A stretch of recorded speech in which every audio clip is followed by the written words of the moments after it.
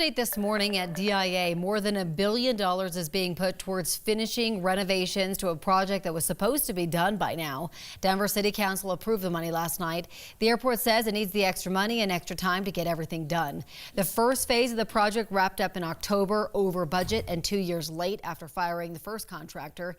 The airport says the money will let them complete all the original projects like moving security up a floor, updating baggage claim and ticketing areas, and fixing broken escalators. Well, right now, more than 1,400 people are in the hospital in Colorado with COVID. 69% of those people are not vaccinated. Just a couple of weeks ago, 80% of people in hospitals weren't vaccinated, so it's likely the Omicron variant is shifting that number. Denver Public Schools says 33 people no longer have jobs with the district because they did not follow the district's vaccine mandate. DPS says only one of them was a classroom teacher. The rest were employees like coaches, transportation workers, and other staff members. The rise in COVID cases in Boulder County is now at the highest it's been since the pandemic started. 9 News reporter Darius Johnson is live outside Boulder County Health. And Darius, about 1 in 4 people getting a COVID test in Boulder County right now are testing positive.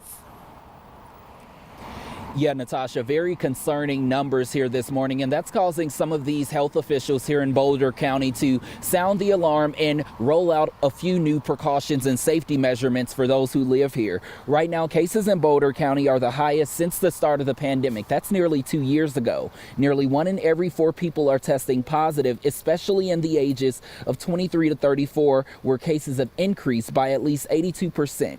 The State Department of Public Health and Environment says testing demand has also increased, as well as the number of hospitalizations. Monday, 1,402 Coloradans were hospitalized, and health officials blame the Omicron variant. The CDC now says that this variant makes up for nearly 90% of cases across the country, and we spoke to a local physician who can clear up some of the new quarantine guidance amid this major wave. If you have symptoms, then your day 0 starts from the day that you had symptoms. So let's say you had symptoms on Monday and you tested positive on Tuesday.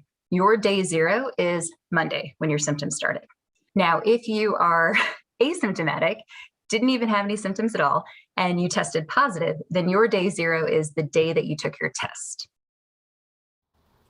Now, I know a lot of you have been struggling to try to find places where you can get a appointment to be able to get your COVID test. We've been struggling with that too. One piece of advice, continue to check a lot of these pharmacies and stores who are selling the at-home test. They are restocking either every other day or weekly. But for those here in Boulder County, one thing that they are asking you to do is get a high-grade, high-quality mask, something that has multi-layered woven material like a KN95 or an N95. Natasha, I know these are hard to find, but this is what they are asking people to keep you protected and keep you safe. Yeah, makes sense. Good advice, Darius. Thank you.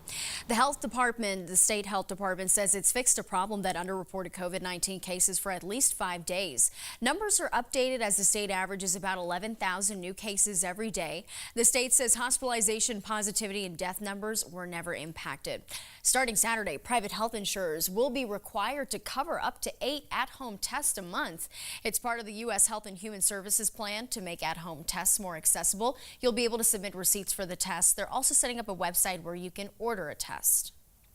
The National Oceanic and Atmospheric Administration has labeled the Marshall Fire in Boulder County a $1 billion disaster. It was on NOAA's annual disaster list, marking the 14th straight year Colorado has made the list. The estimated losses in homes alone is estimated to be $500 million. According to NOAA, western wildfires in 2021, including the Marshall Fire, altogether caused more than $10 billion worth of damage. A man in Lafayette is storing more than 150 instruments at his house, all for people who lost one in the Marshall Fire. He started a drive on Sunday, and as Kelly Rinke shows us, donations just keep coming to his front door.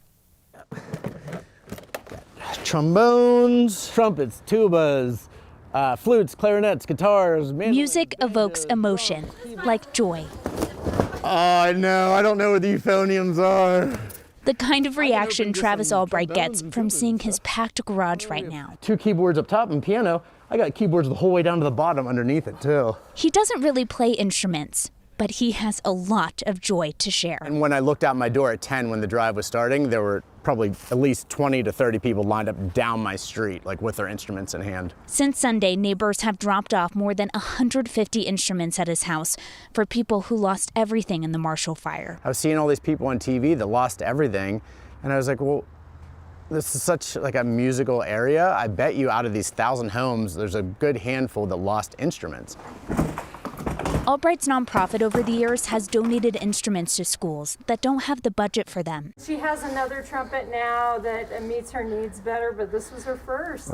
Jeannie Clifton is helping to continue that mission for students who no longer have a home. My daughter wanted to donate her trumpet to one of the fire victims. Hopefully there's some trumpet player out there somewhere that needs one. And she wrote a note, so she's 25 now and she's in school to be a teacher. But she says, to the new owner of this trumpet, this is the trumpet I first learned on in 6th grade. A gift to bring someone else joy and help make them smile when it's been hard I hope that this trumpet helps you find or continue your love of music the same way it did for me many years ago. Best wishes, Allie. Kelly Rinke, 9 News.